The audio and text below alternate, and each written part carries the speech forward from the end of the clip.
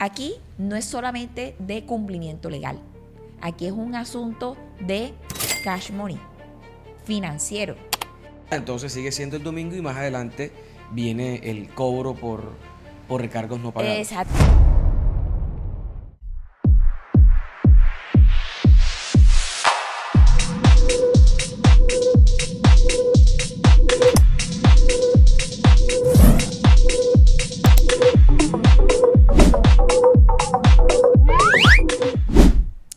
Bueno, Alfredo, esta es una cita quincenal. Y hoy vamos a hablar sobre jornadas laborales. ¿Por qué te propongo este tema? Porque acabamos de implementar, creo que es la segunda o la tercera fase pues, de reducción, y a mí me hacen muchas preguntas y yo siento que realmente las personas creen que solamente tenemos una modalidad de jornada, que es la máxima legal. Yo quisiera que en este espacio nos permitiéramos aclarar dudas sobre jornadas laborales.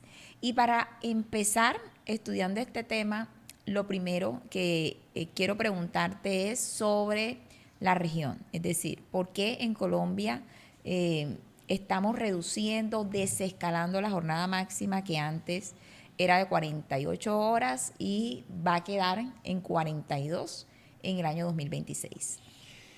Bueno, esa es una discusión supremamente interesante y eso se tiene que analizar desde, digamos, mirarlo desde dos orillas.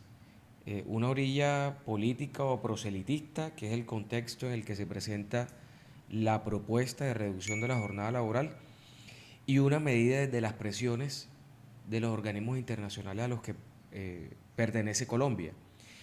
Entonces, podemos iniciar contando que hay un concepto en el que no nos vamos a meter, que es el de la productividad de los países. Eso es más de los economistas, pero es necesario traerlos a esta conversación para entender de dónde surge. Entonces, la productividad es una medida que calcula cuántos bienes y servicios puede producir un país con los recursos con los que cuenta. Entonces, si hacemos un ejemplo sencillo, yo tengo un país A y un país B. Ambos tienen el mismo número de trabajadores, ambos tienen la misma tecnología, los recursos financieros, etcétera. Pero un país produce en un mismo periodo de tiempo que el otro 1000 computadores y el otro 600. ¿Eso qué nos indica? Que el país A es más productivo porque produce con los mismos recursos más bienes y servicios. Eso le permite generar más riqueza que el país B. Eso traído a la jornada de trabajo nos coloca en el escenario 2019, que es donde esto arranca, que Colombia está en el ranking de los países que trabajaban más horas respecto de otros países más desarrollados, respecto de otros países más ricos, trabajamos más horas, pero no necesariamente somos los más productivos ni los que más generamos riqueza. Comparándonos con otros países de la región, solamente nos igualábamos con México en 48 horas, pero ya todos, por pertenecer a la OCDE, que es una organización internacional a la que pertenecen pues 38 países ricos, o por lo menos en vía de volverse ricos, nosotros estamos bien elevados en el ranking. Pero si nos comparamos con otros países más ricos de Europa, Francia, Inglaterra, Alemania, ellos tienen 35 horas de trabajo. ¿Por qué son más ricos que nosotros? Es la pregunta. En Estados Unidos, que no hay una regulación de horario máximo, de jornada máxima, trabajan 35 horas. ¿Por qué? Son más ricos que nosotros. Entonces, en ese contexto es cuando surge el interés de reducir la jornada de trabajo en Colombia para ser más productivos, para ser más eficientes con nuestro tiempo, porque la conclusión era inevitablemente estamos trabajando más y no estamos produciendo más bienes y servicios. Ahora, en el 2019 un senador, un político muy popular en Colombia, presenta la iniciativa. Pero esa iniciativa iba más hacia la cantidad de horas que estaban trabajando los colombianos en ese momento. Hay una encuesta del uso del tiempo del DANE, que es una entidad autorizada para hacer estadísticas en Colombia, que dice que en promedio hombres y mujeres trabajamos 45 horas a la semana. Eso que no trae a ninguna, porque en Colombia, digamos, si nos ligamos a las empresas de bienes y servicios, trabajamos de lunes a viernes, de 8 a 6 de la tarde, y sábados mediodía, ahí nos daba 45 horas. Entonces, lo que traía el proyecto de ley que pretendía regular de 48 a 45 era formalizar una práctica, no de entregarle beneficios a nadie. Pero en la discusión, en el debate, la reducción baja entonces de 48 a 42 y así queda estipulado en la ley 2101 del año 2021, que es con lo que nosotros tenemos que comenzar. Esa es la jornada máxima semanal, la jornada de 42 horas que sufre una reducción que pudo ser inmediata de conformidad con las políticas internas de las empresas, o una reducción gradual que nos va a llevar a las 42 horas en el 2026. Entonces ahí el mensaje es hacer más en menos tiempo. Creo que eso es lo que nos están pidiendo tanto a empleadores como a trabajadores. Ahora bien, cuando salió el proyecto, uno de los temas que se discutía es que se buscaba aumentar de alguna manera el empleo para que estas empresas que tuvieran que desescalar su jornada en esos tiempos pudieran contratar, digamos, nuevos trabajadores. Yo te soy honesta, desde mi punto de vista, eso es una promesa o un propósito de la reforma que no se cumple. Si bien es cierto, de pronto al reorganizar algunas jornadas, algunos turnos, se presentan las oportunidades de pronto de optimizar y de, sí, ¿por qué no contratar uno que otro empleo? Creo que no es el resultado final que nos da pues la aplicación de la ley 2101. Pero lo que sí, digamos, he notado y, digamos, en mi práctica diaria es ese impulso en que cada vez que tenemos que desescalar y aplicar una nueva reducción para aquellas que lo han hecho de manera gradual, entonces nos acomodamos, pero no contrato nuevos trabajadores, pero esos que tengo los impulso y tengo que optimizar mis procesos y ser mucho más eficiente para dar mejores resultados o los mismos resultados trabajando menos tiempo. En ese asunto pues de la generación de empleo, ¿cuál ha sido tu percepción? Bueno, eso depende del sector en el que estemos conversando, porque, digamos, en un sector vigilancia o en un sector salud, las necesidades van a ser las mismas. Es decir, un trabajador en el sector vigilancia sigue trabajando turnos de 12 horas, y un sector como el sector salud, por la práctica, siguen trabajando turnos de 12 horas. Entonces, no va a reducirse el número de personas, no van a vincular más personas hasta este momento, pero sí se va a generar un sobrecosto en la nómina de las empresas. Por las horas extras, Por porque las esa es horas otra. Hay extras. muchas personas, muchas empresas que han decidido, en lugar de bajar la jornada, trabajar el mismo tiempo. Pero ese periodo adicional lo reconoce y lo paga como una hora extra. Como una hora extra. No va a ocurrir lo mismo en el sector servicios, en los que yo puedo tener la posibilidad de hacer más eficientes los servicios, digamos, terminar algunos contratos de trabajo, muy pocos, y las funciones que ejecutaba ese que sale, repartirlas entre el resto de personas. Eso, adicional al uso de las nuevas tecnologías, nos va a llevar a que más adelante, en conjunto con la reducción de la jornada laboral, que sí genera un sobrecosto en la nómina, las empresas tengan que migrar al uso de las tecnologías para entregar resultados más rápidos a un menor costo. Y ahora que mencionas los impactos en la nómina, yo creo que vale la pena a nuestra audiencia puntualizarlo.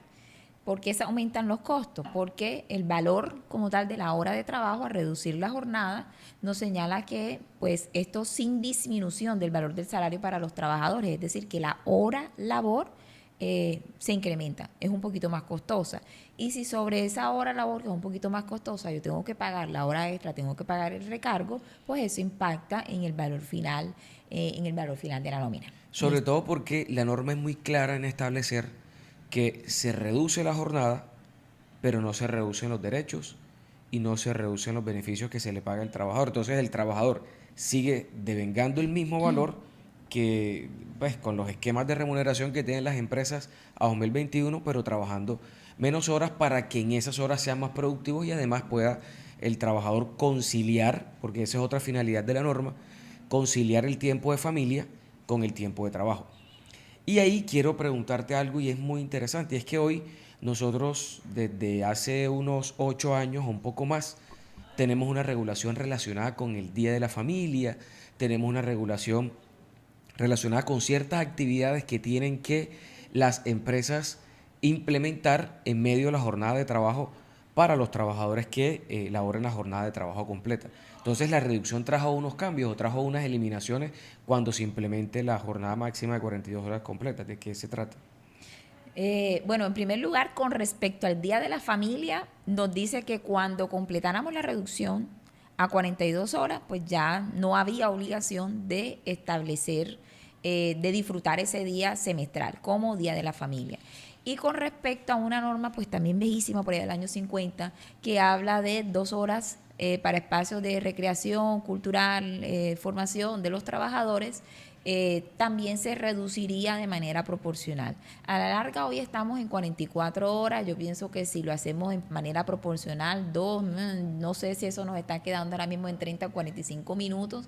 La verdad es mi impresión, no sé si realmente en la mayoría de las empresas destinen realmente y otorguen como que ese tiempo que es como un derecho de los trabajadores ahí para actividades culturales y recreativas. Lo cierto es que esos espacios hoy se utilizan más bien para las pausas activas y espacios que hacen parte de capacitaciones en el marco de la seguridad y salud en el trabajo. Ahora bien, aquí una claridad y un recorderis. Y es que la nueva reforma laboral, la ley 2466, con respecto al Día de la Familia, lo incluye nuevamente. Es decir, la 2101 de reducción de la jornada laboral dice que se elimina el Día de la Familia cuando llegáramos a las 42 horas. Y la ley 2466 de reforma laboral la revive, lo resucitó, pero lo resucitó bajo un marco opcional, donde dicen que los empleadores pueden, o sea, pero sigue siendo un derecho, pero ya no de carácter obligatorio el conceder esa jornada semestral para Día de la Familia. Ahora, ¿cómo ha sido tu experiencia en las empresas con las que trabajas de consultora respecto de la medición de cuánto es el impacto de la nómina en esa reducción gradual? Porque yo he notado en mi experiencia que de acuerdo al gobierno de turno, de acuerdo al proponente de los cambios, ahí se le pone una mayor lupa o un mayor aumento sobre el costo de la nómina. Y hablamos de la reducción de la jornada laboral que fue propuesta en el 2019 en otro gobierno, fue aprobada en otro gobierno distinto a este y no generó tanta discusión y no generó tanta preocupación y no generó tanto miedo a los empresarios, y eso impacta a todas las empresas. Digamos, no hay distingo entre unas sí y otras no.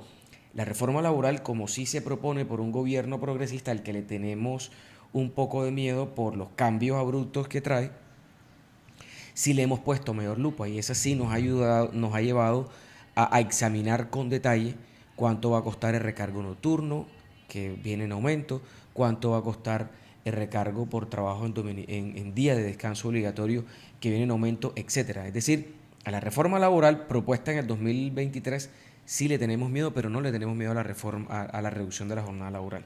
¿Cómo te ha ido con ese ejercicio financiero de costo entre el 2023 que comienza a operar y 2026 cuando ya entramos a 42 horas en pleno? Es que yo creo que la gradualidad ha sido muy favorable en el sentido de que le ha permitido a las empresas ir tomando decisiones escaladas. Entonces, hay algunas empresas que de una vez, por la necesidad de pronto de sus servicios o porque están estructuradas por turnos y les quedaba más fácil, entonces se organizaron y adoptaron la jornada de 42 horas de manera anticipada. Hay otras con las que vengo trabajando y que estamos aplicando la gradualidad. Y el incremento que representen los costos también es gradual. Entonces, dependiendo, siempre se busca, digamos, como la manera en lo que es el escenario del negocio, digamos, el juego del ajedrez con el tablero completo, de mirar ese sobrecosto, de qué manera se absorbe o de qué manera digamos, se traslada. Ahora, haciendo el comparativo de pronto con la reforma laboral y el comparativo con la 2101, yo al final creo que no se trata de que una norma impacte más económicamente con la otra, no. Es que tenemos unas nuevas condiciones y esas nuevas condiciones nos impactan a los empleadores desde el punto de vista económico-financiero. Y ahora tenemos que colocar todas esas piezas sobre el ajedrez y tenemos que conjugarlas. yo creo que bueno, al final, lo que necesitaban, digamos, los empresarios más que la resistencia de pronto que el gobierno de izquierda y el gobierno de derecha era como una claridad frente a cuál es el marco regulatorio legal al que se estaban enfrentando. Ya en este momento lo tenemos.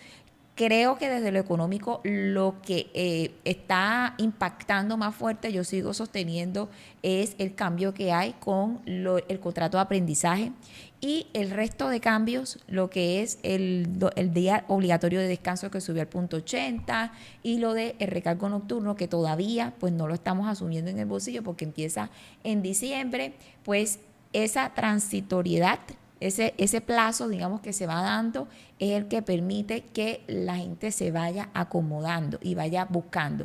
Y las alternativas no siempre están en lo contable y en lo financiero, sino que son piezas del ajedrez que uno tiene que comenzar, con las que uno tiene que comenzar a jugar y Quizás tiene desde lo que operativo. unir desde lo operativo, correcto. Entonces, me ha tocado, digamos, en mucho que vamos a replantear el sistema de los turnos, pero mira, entonces, ¿quién le hace los descansos a este? Pero vamos a hacer uso de otras alternativas laborales que de pronto la empresa no contemplaba, como por ejemplo los trabajadores de media jornada, los trabajadores por día. Entonces, digamos que se trata de, en los distintos mecanismos y el marco legal que tenemos hoy, comenzar a mover las piezas del ajedrez en función de las necesidades particulares cada uno para tratar de mitigar de alguna manera el impacto. Otro de los temas que trae la reforma y que también ayuda a mitigar el impacto es el asunto de que la posibilidad que existe de cambiar el día obligatorio de descanso para que no sea domingo, sino que sea un día hábil de la semana. Entonces, si yo necesito, porque soy un restaurante, porque soy un gastrobar y necesariamente trabajo el domingo, pues allí tengo una ventana de oportunidad para ahorrarme ese punto 80 que normalmente vengo asumiendo en mi nómina porque hago este acuerdo laboral con el trabajador.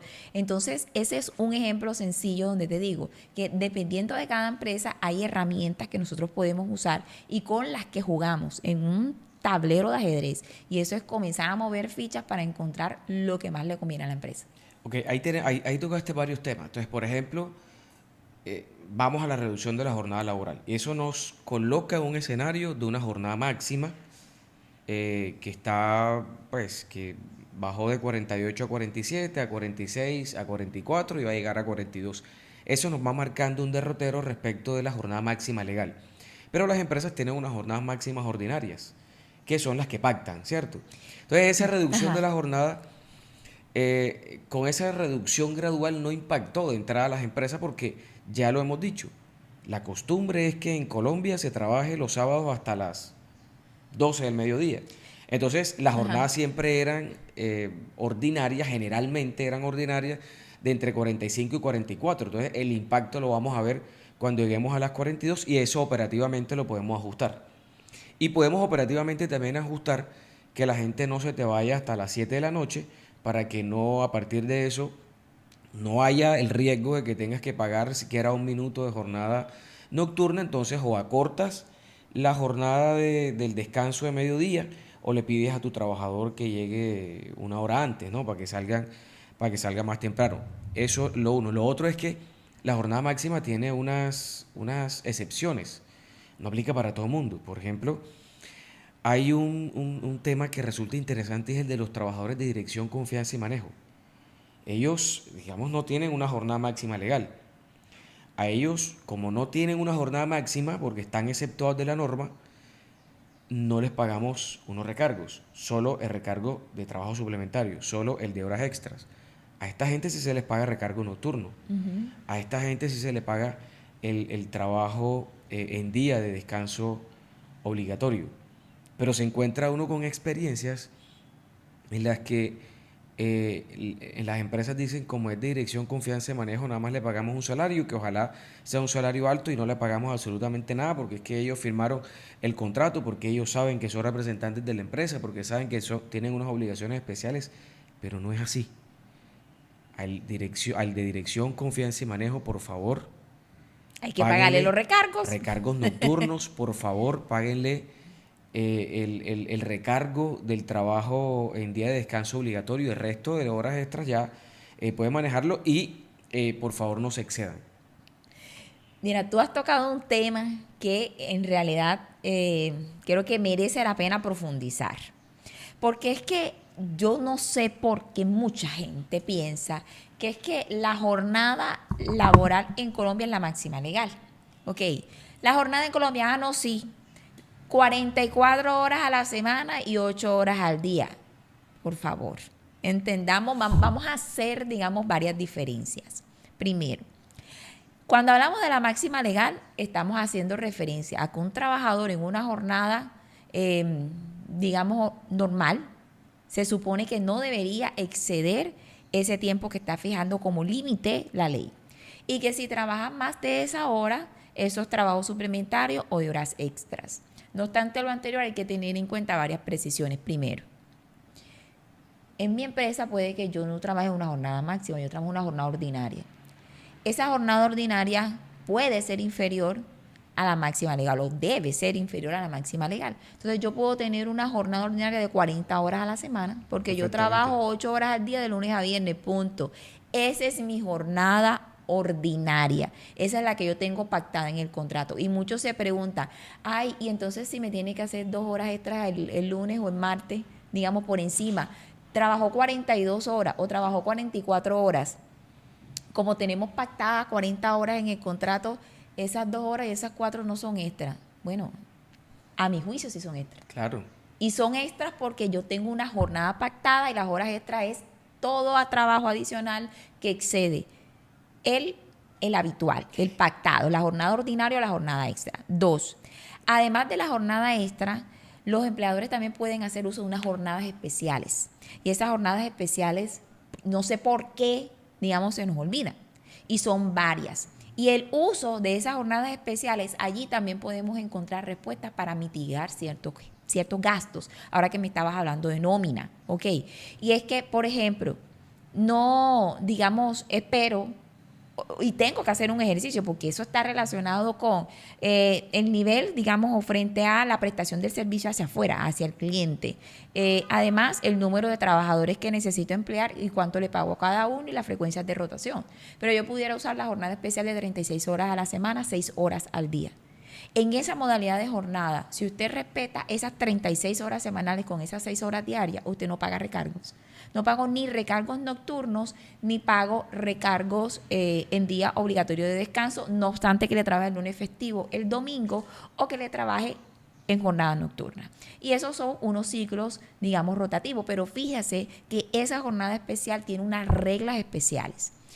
Otra jornada especial, y yo sé que tú la usas mucho, y es esta que yo le llamo siempre la del artículo 65 para labores discontinuas, en donde uno organiza turnos, que en un día puede ser de 7 horas, en otro día puede ser de 9, en otro día puede ser de 9:30, en otro día puede ser de 6 horas, y puedo cambiar y puedo jugar. Esa es muy válida, esa Armando, jornada, digamos, ahí el claro, esa jornada rompecabezas. laboral flexible es muy válida en las empresas en las que la carga no es igual en todos los días de la semana. Entonces la norma te dice, algunos días puedes trabajar 4 horas, otros días puedes trabajar Pero esa que te 9. menciono no es flexible, sino la de las jornadas discontinuas, donde yo puedo organizar turnos de trabajadores. Ok. Es decir, yo presto el servicio 16, 18 horas al día. Yo no puedo tener un trabajador 18 horas al día, pero necesito que uno entre desde las 7 de la mañana hasta las 3 de la tarde y que el otro entre desde las 12 del mediodía hasta la hora de cierre, Ok. en una misma sección. Entonces, a los 2 trabajadores yo puedo organizar, o sea, el turno completo de las 16 horas organizo espacios con horas de entrada y horas de salida distintas para ese grupo de trabajadores.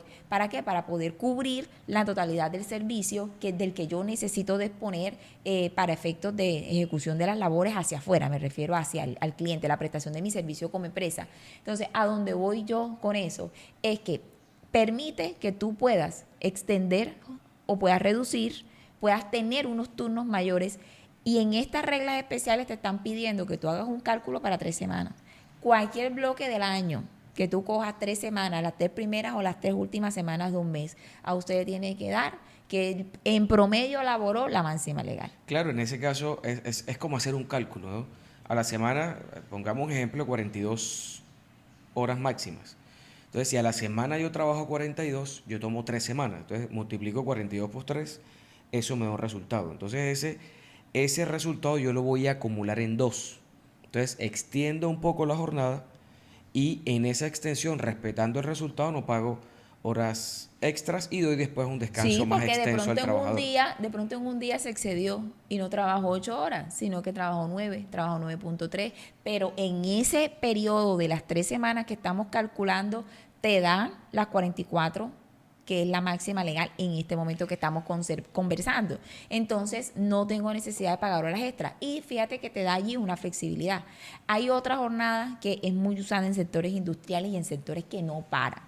Porque si usted de pronto, no sé, EPM y grandes industrias que definitivamente son 24/7, 365. Si usted apagó la máquina, eso dejó de producir y sale más costoso. Entonces, en este tipo de industria se puede utilizar otra jornada especial que permite organizar ciclos sucesivos o turnos sucesivos de trabajadores hasta completar un máximo de 56 horas a la semana. Pero fíjate que cada una de estas jornadas especiales de las que estamos hablando, cada una tiene reglas particulares.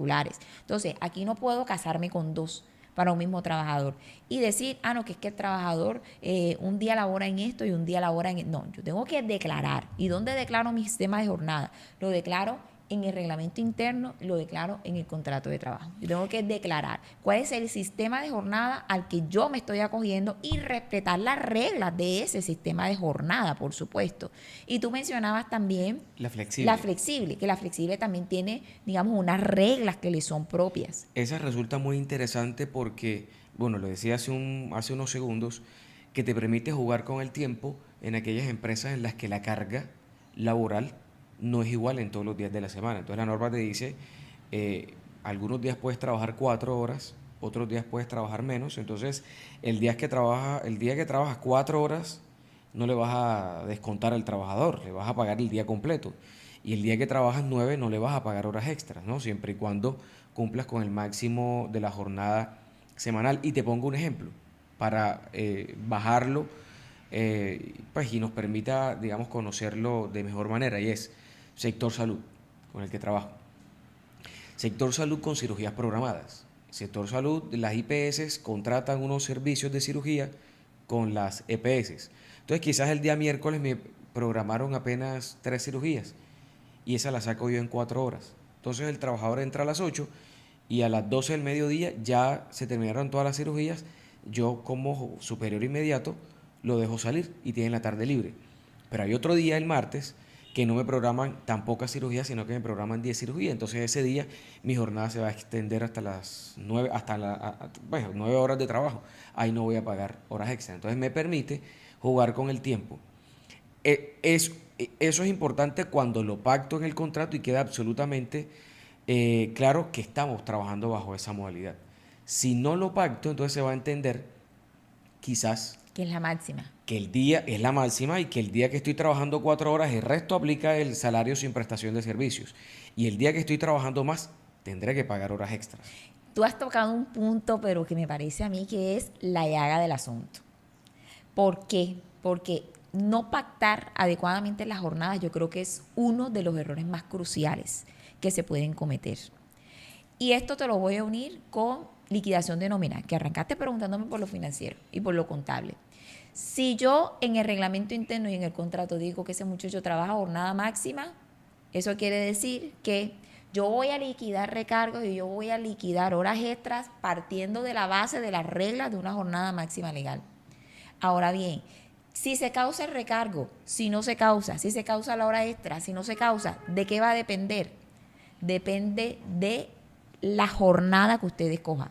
Si usted escoge una jornada especial que tiene unas reglas diferenciales, puede que de pronto le trabajó ese día 9 horas al día, pero no le está trabajando horas extra y usted no liquida horas extra y usted no paga horas extra. Pero eso de qué depende de la jornada. Entonces, aquí no es solamente de cumplimiento legal. Aquí es un asunto de cash money, financiero. Si yo para mi empresa hago ese estudio y escojo el sistema de jornada dentro del abanico de opciones que tengo, la que en realidad mejor me funciona, no solamente estoy cumpliendo dentro de lo legal, también estoy seguramente ahorrando Siendo desde lo eficiente económico. con el gasto. Hay un punto, Mile, que me llama la atención y es que es una práctica, digamos, no está bien, es una práctica empresarial Ujú. en la que el trabajador algún día se excede en la jornada. Además, la empresa utiliza marcador de entrada y de salida, huella biométrica, libro de entrada y salida. Entonces queda la prueba de que el trabajador trabajó horas extras, pero el superior inmediato le dice, yo te lo compenso con otro día de la semana. ¿Qué piensas de eso? Porque yo no conozco en la norma la compensación para las Ay, horas las extras. horas extras no se compensan. Ay, por favor, no cometan esos Se paga. La errores. hora extra se paga y se Mira, paga el dinero. y se paga, hay unas frecuencias también a más tardar en el mes siguiente, porque hay que tener un orden. Y aquí también quiero recordarles algo, y es que el formato donde se hace el reporte de las horas extras, usted tiene que ajustarlo a las exigencias de la nueva reforma laboral, donde dice que usted tiene que incluso justificar en ese formato por qué se causó ese trabajo suplementario. Entonces, fíjate, allí tenemos una triada, lo legal, lo administrativo, porque te están pidiendo soportes y te están haciendo auditoría de parte del ministerio. Y además el componente financiero. Yo vuelvo y te digo, para mí el resumen de esta conversación, cuando hablamos de jornadas, estamos hablando de un tablero de ajedrez, donde tenemos que encajar las distintas piezas para que una empresa pueda ser eficiente en la gestión del recurso humano y en la gestión financiera. Ahora entonces toquemos, digamos, hemos ingresado muy tangencialmente a la reforma. La reforma trae unos cambios que es importante que conversemos. Trae cambios en la jornada nocturna y trae cambios en el día de descanso obligatorio y además en el trabajo, en el día de descanso obligatorio. Entonces, hablemos primero del trabajo nocturno y hablemos de el porcentaje no ha cambiado. Digamos, se sigue pagando sobre el 35% de la hora ordinaria diurna. Pero lo que cambia es la hora. La noche antes comenzaba, hace un mes, comenzaba a las 9 de la noche para efectos de nómina y ahora va a comenzar a las 7 de la noche. Eso quiere decir que quienes tienen unas jornadas nocturnas ya van a tener 2 horas ganadas con recargo. Eso no opera de manera inmediata, ¿cierto? ¿No? A la No, expedición de la hasta norma. el 25 de diciembre empieza el recargo, digamos, con la reducción desde las 7 de la noche. Y aquí una pequeña anécdota. Y ayer me hicieron una llamada y me decía, oye, un establecimiento que es conocido aquí en el centro de Cartagena, La Brioche. Yo no sé ellos si venden tan rico porque trabajan hasta temprano. Yo estaba en ese restaurante y a las 6 de la tarde ya me estaban diciendo, señor, ya vamos a cerrar, por favor, salga. Y yo le dije, bueno, yo no creo que sea por efecto de la reforma laboral, Porque todavía no. porque todavía no ha entrado en vigencia. Pero es probable que quizás algunos establecimientos con la finalidad de no ver incrementada su liquidación de nómina, quizás reduzcan los tiempos de prestación, digamos, del servicio hacia el cliente. Otros encontrarán otras maneras desde el punto de vista económico para nivelarse. Ahí tenemos que esperar hasta diciembre a ver qué sucede y cuáles son, digamos, cómo se va acomodando las personas en ese sentido. Pero ahí las empresas que trabajan de noche ya tienen que comenzar a simular el impacto financiero. Las empresas de servicios que usualmente trabajan hasta las 6 de la tarde no se van a ver afectadas por la disminución de la noche hasta las 7 de la noche, pero sí pues, las plantas que trabajan de noche, el sector vigilancia, nuevamente el La sector rumba, salud, el la sector rumba, bares, rumbero. discotecas, el sector hotelero, sí va a haber un impacto impresionante porque Sí, son 2 les horas toca, porque diarias. No hay digamos manera que de negociarlo. es sector económico que trabaja de noche. Ahora, vamos con el domingo. Bueno, el ¿Qué ha domingo ya pasado, te anticipé qué ha algo. pasado con el domingo y qué ha pasado con el sábado? Que ahí se ha generado una discusión también amplia porque la gente cree que van a perder los domingos o creen que se van a perder los días festivos. Cuéntanos eso, ¿cómo es? Bueno, ahí te anticipé algo y es que yo puedo acordar, y es por escrito, una formalidad solemne. No se le ocurra pactarlo verbal porque perdió el año. Eso es verdad. Solemnidad total al cambiar el día de descanso para un día distinto de la semana que no sea domingo. Eso quiere decir que si yo no pacto, si yo no llevo al documento el cambio de día de descanso obligatorio, Sigue siendo el domingo. entonces se presume que es el domingo. Sigue siendo el domingo. Ok. Usted se quedó calladito, usted no dijo nada, el día de descanso en su empresa es el domingo. Y si no se pacta, Ahora, entonces sigue siendo el domingo y más adelante viene el cobro por recargos no pagados. exacto, por recargos no pagados. Y dice, no, pero es que yo le di el día compensatorio para que descansara el lunes y normalmente se lo daba el lunes. Si usted no lo pactó por escrito, contráteme para hacer una conciliación y llegar a un acuerdo. Lo otro es el... bueno, no avancemos sin hablar un poco de cómo puedo yo cambiar el día de descanso obligatorio, además del escrito, de el domingo a otro día de la semana y si eso coincide con un día festivo, por ejemplo. No, si coincide con un día festivo, pues habrá gente que no quiera escuchar esto, pero no hay doble remuneración. Entonces ya usted le pagaron su día de descanso, pues, lamentable que haya coincidido con el domingo, pero no hay doble pago. Es decir, la semana que tiene, por ejemplo, el lunes festivo, usualmente los trabajadores descansan el domingo y descansan el lunes festivo. Pero si casualmente el trabajador acuerda con la empresa que su día de descanso obligatorio son los lunes, entonces también tendrás ese día, esa semana tendrás un solo día de descanso. Sí, sin doble remuneración. Ahí es donde, bueno, vi un artículo que decía, ¿cómo sería? Como la satánica reforma Sí, o una cosa así sí. por el estilo, porque le quitaron los festivos a los trabajadores colombianos. O sea, no es que te lo hayan quitado, pero es que, o sea, hemos podido pactar que el jueves es el día de descanso. Casualmente, Habrán este días. año, el jueves 7 de agosto es festivo. Entonces, si ese era mi día de descanso y casualmente es festivo, bueno, nada que hacer, no hay una doble compensación. Y también un tema que resultó muy interesante en la discusión, entre otras cosas políticas y entre otras cosas, la reforma no era simplemente el recargo, no era simplemente la disminución de la noche de las 9 a las 7, pero esa era la bandera política. Y a partir de eso iban a hacer unas 12 preguntas en la consulta popular y es el porcentaje de aumento respecto del trabajo en día de descanso. Va a pasar del 75% de recargo al 100%, también de manera gradual para que las empresas se vayan acomodando y preparando. Entonces, ¿qué dijo la reforma? Que este año arrancamos a partir del 1 de julio con un recargo del 80%. Subimos al 90% de recargo el año 2027, 2026 y en el 2027 ya vamos a tener un recargo full al 100%. Por fortuna gradual.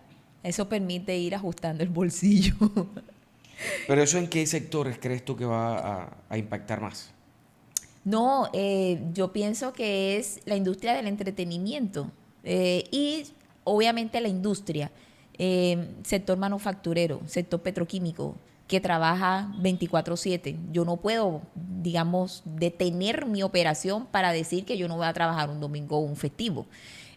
Así que necesariamente pues se va a ver incrementado ese valor, a menos que yo logre organizar sistemas de turnos y de jornadas que me permitan asegurar que ese trabajador va a descansar en un día de la semana y que yo ese día se lo respete. Correcto. Pero en plantas o en industrias grandes de pronto es más difícil organizar de esa manera para que se cumpla así. Ahora, en sectores del entretenimiento y en industrias más pequeñas, y te hablo de pronto de un gastrobar, te hablo de un hotel boutique, te hablo que también tiene que trabajar en dominicales, será mucho más fácil llegar a esos acuerdos con los trabajadores para modificar y que el descanso no sea domingo, sino que sea un martes, un miércoles, un jueves, etc. En estos aspectos positivos que trajo la reforma, yo tengo que ponerle un resaltador a la eliminación del permiso para trabajar horas extras que antes daba el ministerio. Eso no Sí. servía sino para que el ministerio te sancionara, para más nada. Porque si la empresa era cumplidora de la norma, programaba el permiso de horas extras, programaba el trabajo de horas extras y además lo pagaba a los trabajadores, aún cuando lo pagaras, si no tenías el documento, el acto administrativo, ahí te iba una sanción que podía arrancar desde, no sé, 5 salarios mínimos, que era lo más bajo. Además que es imposible con las capacidades que tiene el ministerio controlar realmente cuál es el tiempo que está elaborando una empresa, si cumplía realmente con esas dos horas máximas diarias o no. Ese límite se mantiene. O sea, aquí hay que ser claro que no tenemos que pedirle permiso al ministerio para trabajar horas extras, pero tenemos que respetar el límite diario.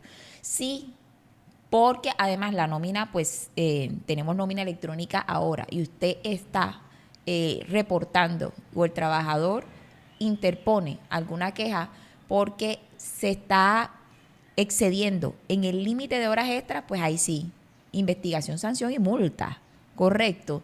Y además, pues una sanción nueva que no sé qué tan eficaz, digamos, sería y a quién realmente disuade, pero es que si no estás pagando correctamente o no estás pagando completo o no pagas ese trabajo suplementario, te impiden, como a título de sanción, que puedas trabajar horas extras durante 6 meses. Vamos a ver eso realmente a quién disuade, porque yo no creo que sea tan disuasiva esa sanción, pero... Hablemos de experiencias. Experiencias en la reducción de la jornada. Porque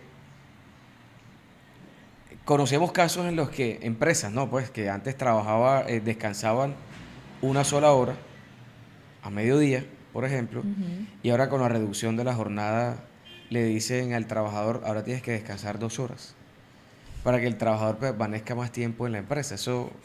Y hay Esto una que te voy a circular. decir es controversial. Mira, yo sé que el ministerio dice que tiene una circular, pero también hay una norma por allá todavía que está vigente del Código Sustantivo, donde dice que los tiempos de descanso entre jornadas no hacen parte de la jornada laboral. Entonces, ok, yo le daba 1 hora de almuerzo, pero ya no es 1 hora, ahora son 2 horas. A él le da tiempo de pronto, no sé, de leer un libro, aprovecha y va en ese momento al gimnasio, no sé, compró un curso de inglés y lo está haciendo y lo hace en ese momento porque tiene una autonomía dentro de ese espacio de descanso. Así que muy a pesar de lo que diga la circular, de lo que diga la ley de desconexión laboral, en mi opinión personal, y lo voy a defender en cualquier escenario, listo, es que si yo amplío los periodos de descanso, a mi juicio sí se cumple, digamos, con la reducción de la jornada. No me pueden decir que no estoy cumpliendo con reducción de jornada simplemente porque amplío los periodos de descanso. Pero tengo que ser clara y reconocer que la orientación del ministerio es muy distinto a lo que yo estoy afirmando, pero aquí yo defiendo mis palabras. Y experiencias. Hablemos de otras experiencias. ¿Cuáles son los retos que tienen las empresas frente al panorama de reducción a 42 horas? Frente al panorama de reducción de la jornada, la jornada nocturna a las 7 de la noche y frente al aumento de la nómina por el porcentaje en trabajo en dominicales y festivos. ¿Qué alternativas has estudiado tú en la experiencia con las empresas para que el impacto económico no pegue tan duro? Que eso es un proceso en el que aún estamos. A lo primero que me enfrenté y sentí mucho fue no solamente más que resistencia, fue, ¿cómo te le dijera? Como temor. En esos primeros momentos donde salió la reforma y se vienen todos los cambios, había primero mucha incertidumbre y mucho temor frente a lo que se viene. Yo creo que en este momento ya hemos ido decantando, ya las personas han ido comprendiendo realmente cuáles son los cambios y atemperando un poco los ánimos. Listo. Y aquí las decisiones hay que tomarlas de manera informada. En ese sentido, y muy aterrizado a la realidad y a las necesidades de cada uno. ¿Por qué? Porque cada empresa, cada unidad de negocio es un mundo independiente. Eso quiere decir que dentro de ese marco legal, pues uno tiene que escoger cuáles son las piezas de lo que sí podemos aplicar, cómo lo aplicamos, qué tantos riesgos de pronto se pueden correr en algunas áreas, en otros no. Yo trato de ser muy cautelosa porque, digamos, mi estilo, por lo menos de acompañamiento, es muy de carácter preventivo, pero te repito, o sea, es un trabajo integrado entre abogado, administración y el área financiera. Y al final los números y las necesidades administrativas de la empresa, operativas de la empresa, son los que nos van diciendo en incrementos que asumimos porque de pronto estamos privilegiando lo operativo o si sacrificamos algún costo algún tema operativo porque le estamos dando privilegio en ese componente a de pronto disminuir algún costo en específico. Pero es un tema de jugar, o sea, es un tema de piezas. En suma, todos estos cambios a los que nos estamos viendo abocados al interior de las empresas nos generan retos, nos generan desafíos que se tienen que trabajar, que se tienen que analizar, que se tienen que anticipar de la mano de los departamentos de gestión humana, con los departamentos contables y financieros, con los departamentos operativos, para que los impactos no sean superiores y podamos transitar a través de los cambios de la mejor manera posible. Son grandes cambios, pero ante grandes cambios, grandes oportunidades para el sector empresarial, según el sector en que nos movamos. Mile, yo creo que podemos cerrar con esta información. Pueden dejarnos los comentarios abajo y nosotros vamos a estar interactuando, vamos a estar respondiendo y compartiendo otros temas en la posterioridad. No, y aquí tema y tela para cortar hay, porque tú nos has dejado, digamos, una puntada ahí bien importante, y es en medio de los cambios buscar oportunidades también. Y yo creo que si nos ponemos estudiosos, juiciositos, sí es posible encontrar esas oportunidades para mitigar los impactos. Esto es Actualízate Laboral, el podcast. Nos vemos en un próximo capítulo. No te lo pierdas.